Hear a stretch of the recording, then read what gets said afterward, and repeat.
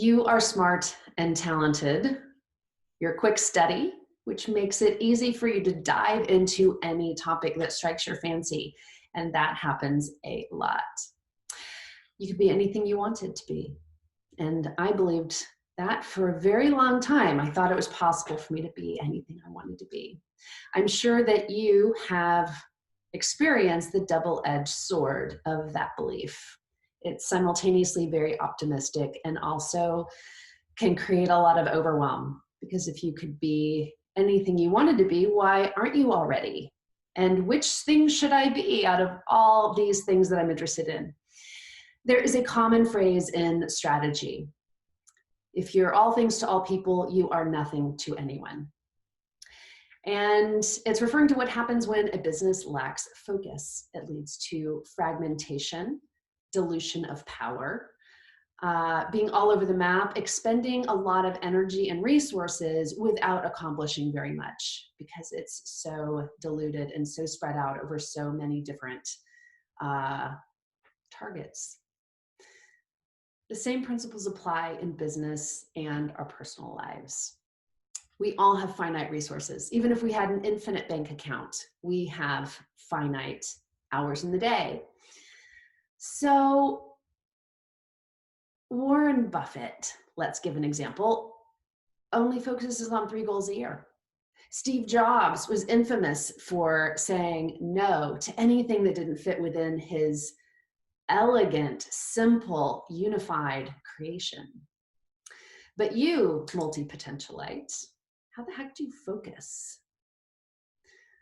How do we balance this need for focus on the one hand with a hardwired inability to focus on the other, because we have so many different interests? I am not here to tell you to focus on one thing, because you and I know that that is not really within the realm of reality. It doesn't work with our brain. It doesn't work with our very low boredom threshold, with our curiosity and our desire to explore so many different things. So what do? My suggestion is that we replace the idea of a fixed destination, i.e. a fixed goal, with a compass. A compass is directional, and it's a compass that lives here and allows us to do what I call navigate like a bat. You are sensing into your true north. And I want to be very clear here, I am not talking about purpose. Simon Sinek has popularized the phrase, start with why, and I disagree. I believe that we start with who. Now, in the business world, that means starting with your customer. Why do we start with the customer? Because without a customer, you have no business. The customer defines your purpose. And this is called essentially outcome first planning. Identify the outcome that you want to achieve, and then we can reverse engineer what we need to do in order to achieve that. So when we think about the desired outcome, if you are, let's say, an entrepreneur or a business owner, or obviously an employee working within your company, the outcome is enticing thousands or millions of customers to hand you money joyfully and repeatedly over time. So what gets them to do that? Research has proven that what drives behavior is emotion.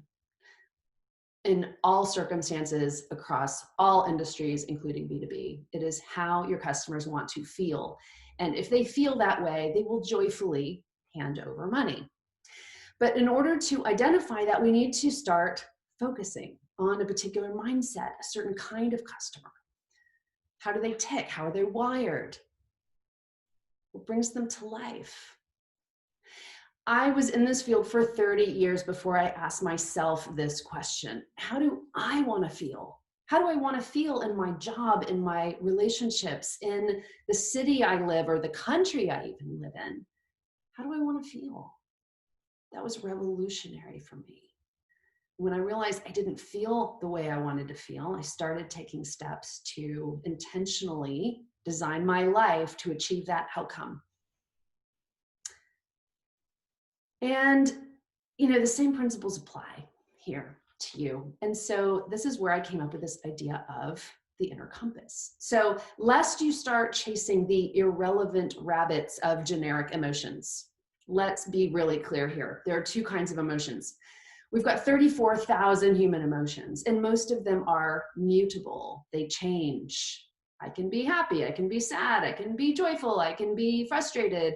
They change all the time. And I'm not talking about these kinds of emotions. I am talking about the emotions that are connected to our core needs. When our core needs are met, we feel it. When our need for autonomy is met, we feel free. Safety, I feel safe and secure. Recognition, I feel seen. I feel expressive. I feel belonging and connection. I feel connected. So all of us share the same human needs, but they're weighted differently. And not only are they weighted differently, they're defined differently. So all of the rebels that I coach typically have got autonomy, purpose, and belonging in their core three. But how they define each one of those and what it specifically means to them and how that translates into how they've defined their compass. And when I say compass, I'm not talking about something abstract. This is a literal document on a piece of paper that looks like a compass that we create together that mirrors who you are. That when you look at it, you're like, yes, oh my gosh, this is me. And so when you start getting dazzled by that opportunity or that idea or this idea, you can come back to this as this grounding. It not only grounds you, but it narrows the field of opportunity from anything that your brain happens to get dazzled by. It narrows it down into a very well-defined possibility space. What that allows us to do is say no to anything that doesn't fall within that space. It reduces overwhelm. It helps keep you on track, pointed in the same direction, even if you're dancing from topic to topic. You're dancing within a much smaller area that feels true to you. It is completely aligned with who you are. So the more you familiarize yourself with your unique possibility space, the easier it is to say no to things that don't fit. The more grounded you get, the deeper sense of presence, being able to be anchored in your own power. You manage your resources better. You're no longer overwhelmed. And as time has gone on, as I've played with my own compass, my possibility field keeps getting smaller and smaller and smaller. And I'm not bothered by that. It's actually liberating to really be sinking into my truth and claiming it and owning it. In the next video, we are going to dive into the inner compass. Specifically, what is the anatomy? What does it include? And if you decide to work with me, what essentially you'd be creating and what you get from it. So stay tuned.